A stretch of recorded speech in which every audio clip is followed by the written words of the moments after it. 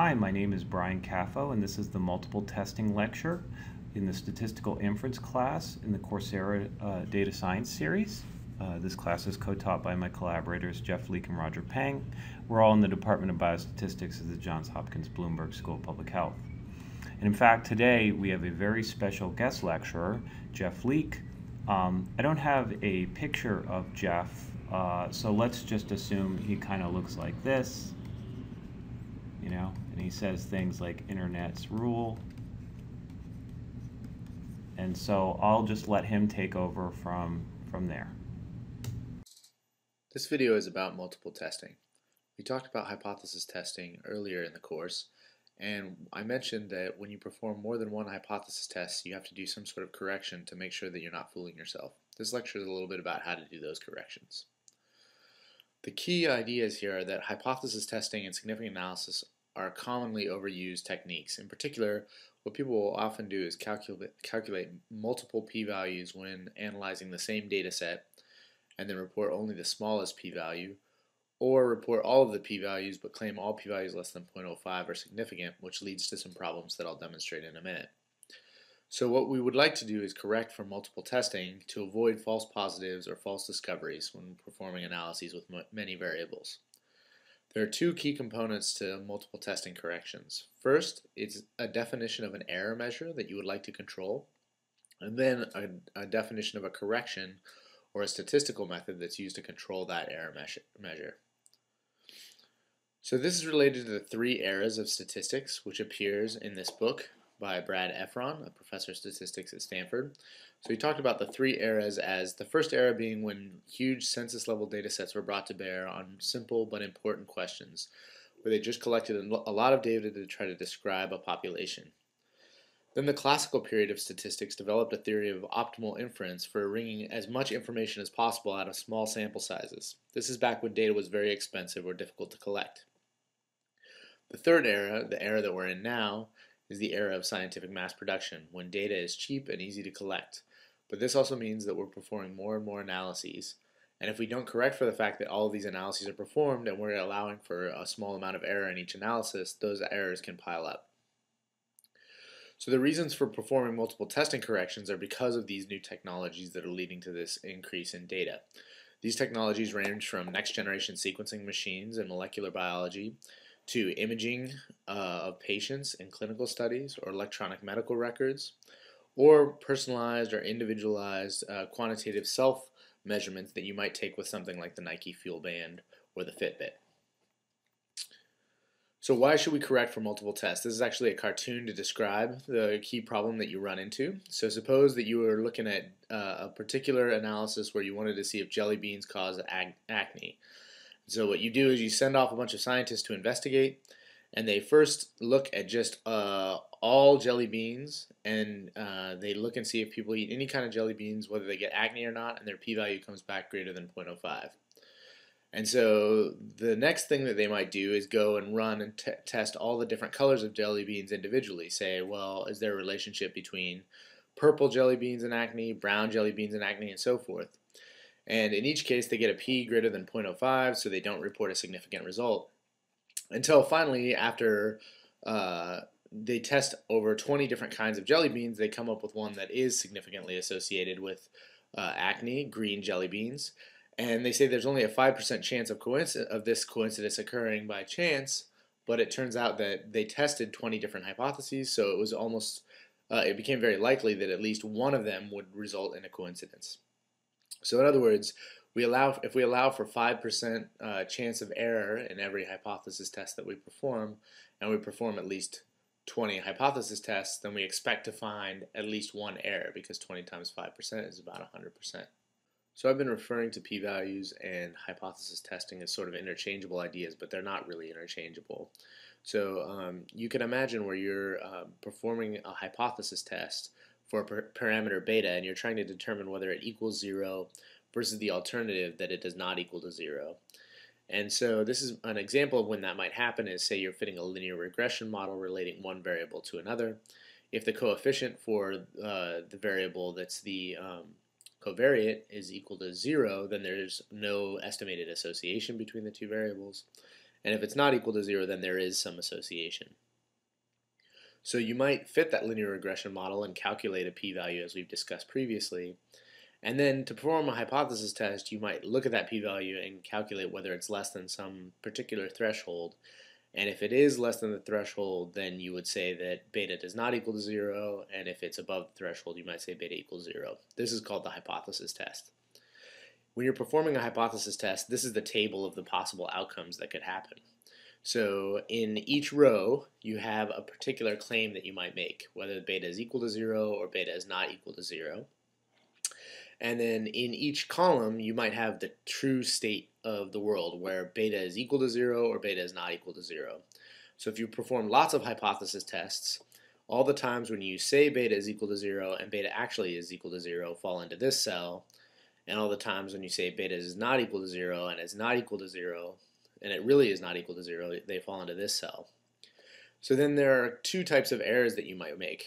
So the first one, type 1 errors or false positives, are the case where you say beta is not equal to 0. In other words, you say there is some relationship between the variables, but there actually is not a relationship. So we're going to denote by V the number of times that happens. The other type of error, type 2 errors or false negatives, are the cases where you might claim that there is no that beta is equal to 0. In other words, there's no relationship between the variables, but it turns out that there actually is. In general, people tend to focus a little bit more on type 1 errors or false positives when performing scientific investigations, as we want to limit the number of times that we're led astray or we find false positives.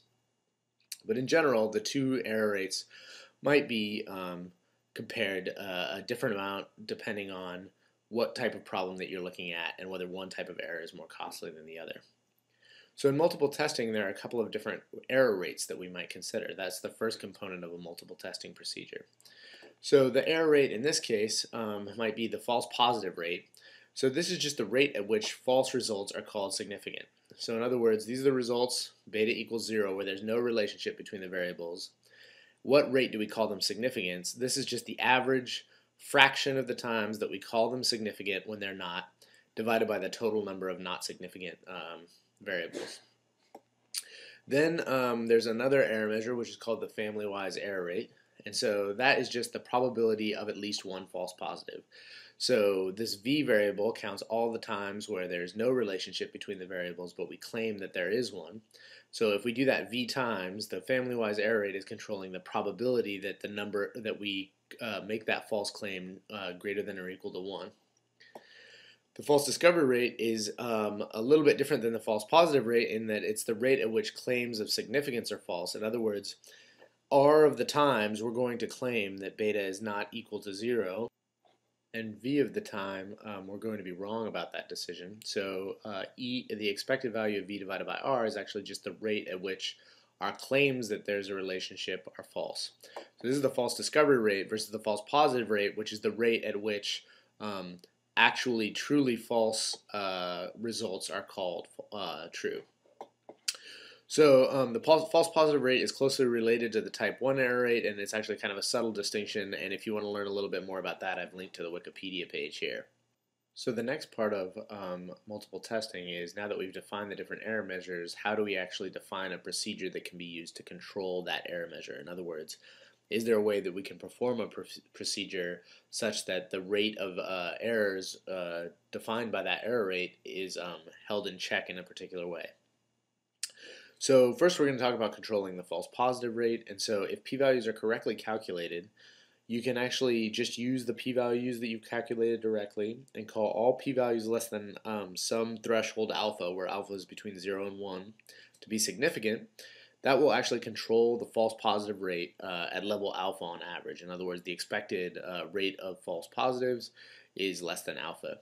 So here's the problem with that. Suppose that you perform, say, 10,000 hypothesis tests. This seems a little bit extreme, a large number of tests, maybe for people that are doing just 1 or 2 regressions.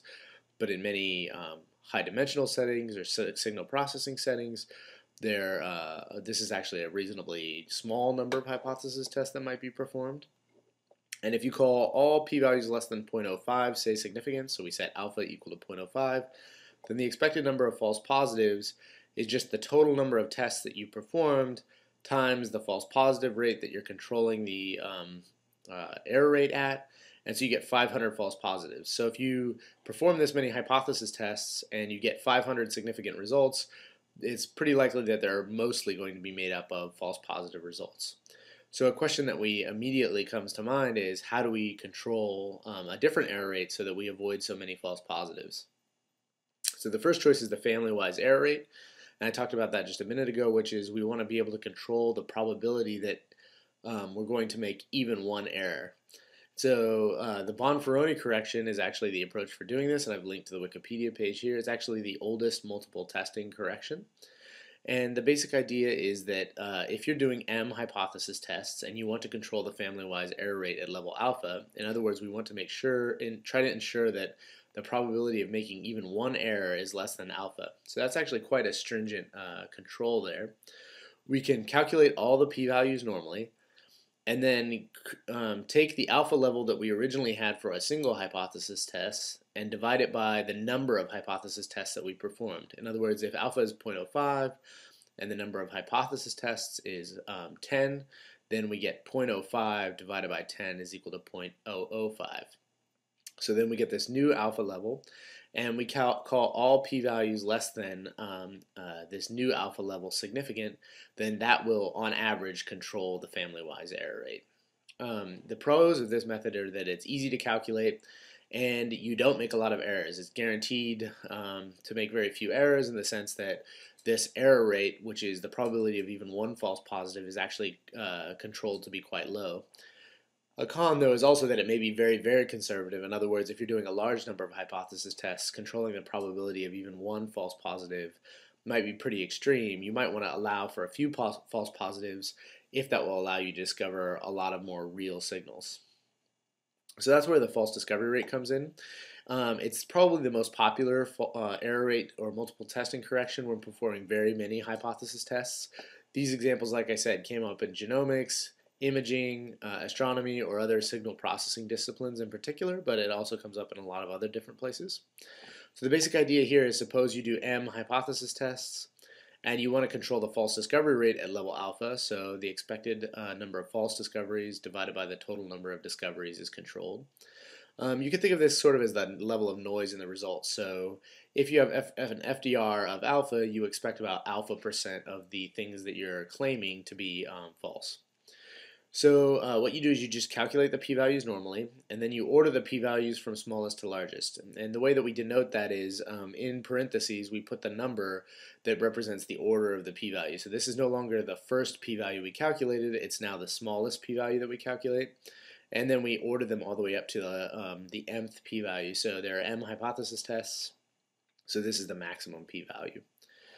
Then you go through, and for the ith ordered p-value, you look to see whether it's less than or equal to alpha times I divided by m.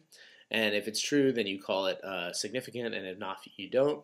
This then is procedure is designed to control this false discovery rate here. The pros are that it's still pretty easy to calculate, like the Bonferroni correction. It's less conservative, and maybe much less conservative if there's a lot of signal and you allow for just a few false positives. You might be able to find a lot more of the real signals. The cons are that it does allow for more false positives, so if you let the error rate be very large, you might find a lot of false positives among the significant results. And it might also behave strangely under dependence. In other words, if you perform hypothesis tests that are related to each other, say for example including different sets of parameters in the same regression model and trying out a bunch of different regression models, you can get strange behavior of the false discovery rate. So here I'm going to show you an example of how these significance calculations are performed, and basically how the hypothesis tests are performed for the different corrections.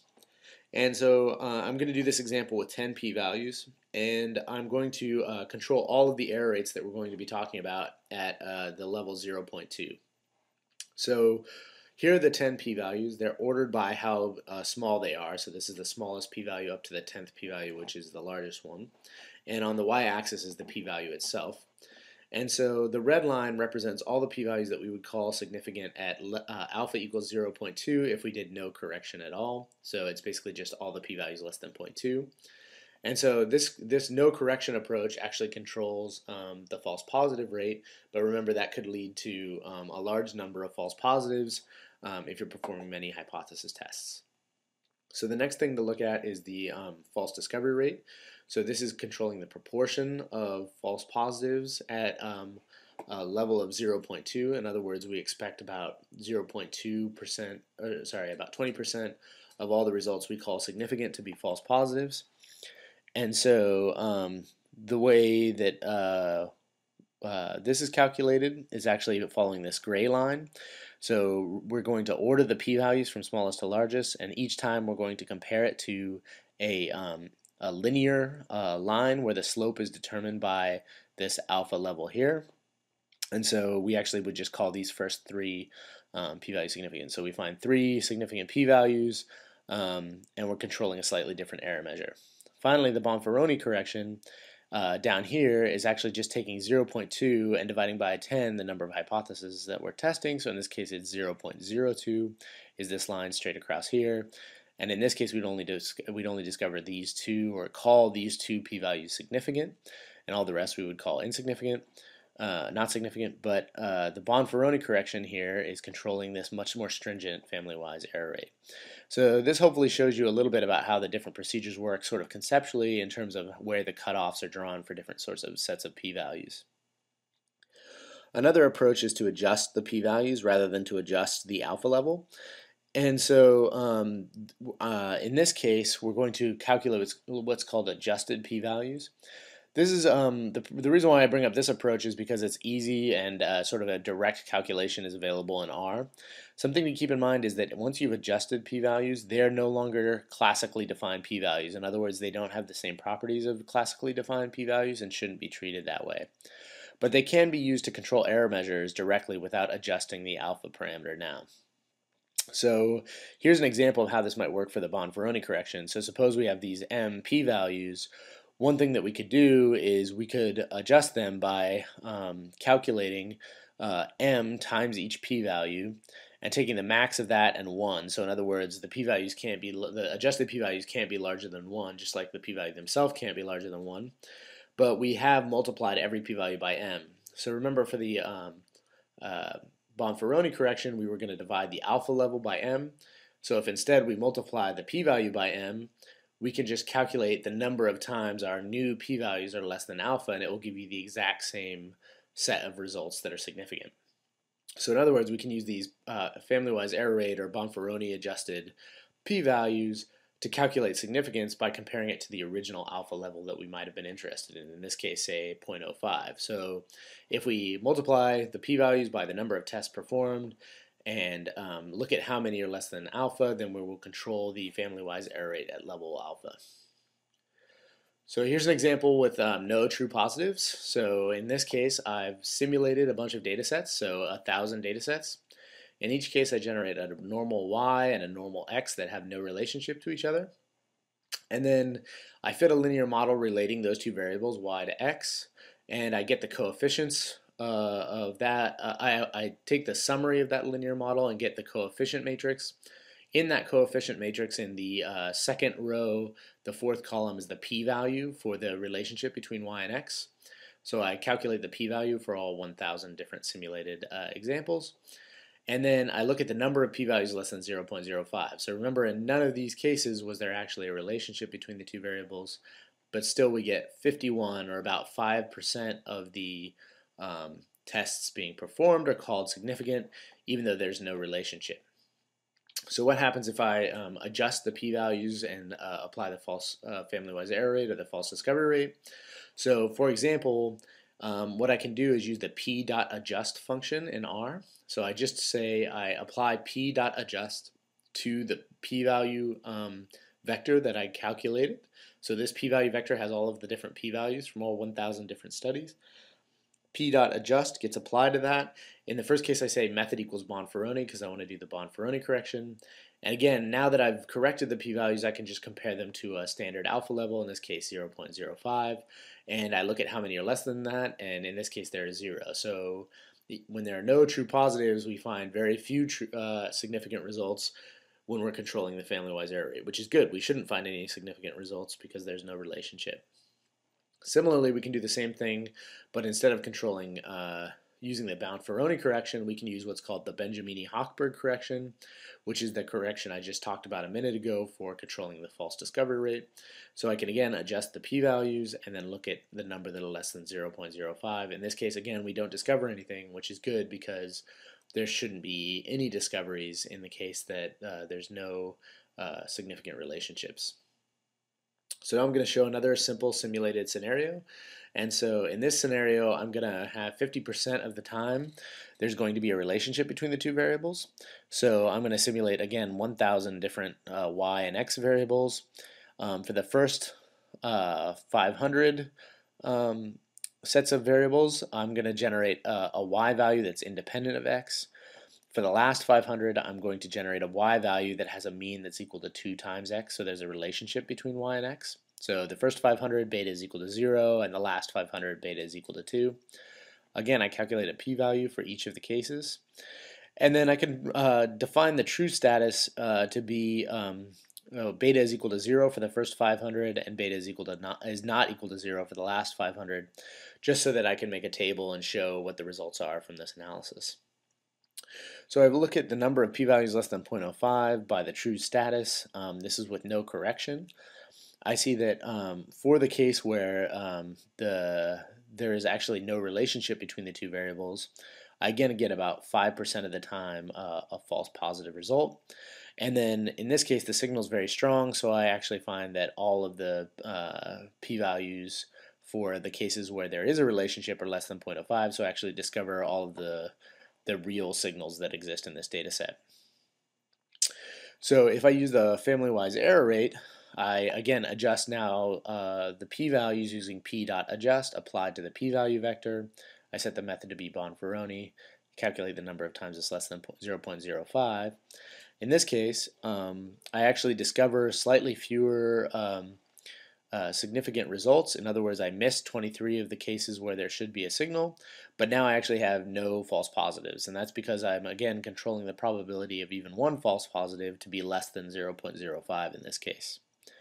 In the case of the false discovery rate, I set the method to be equal to BH, and what I discover is that here I do actually discover all of the significant results, but I discover actually fewer false positive results than I would have discovered without any kind of multiple testing correction, and in this case actually about 5% of the cases where I actually call there to be a true relationship, only about 5% of the time is there not actually a true relationship. So in this case, I'm looking at the percentage of the times that they're actually equal to 0, but we claim that it's not equal to 0.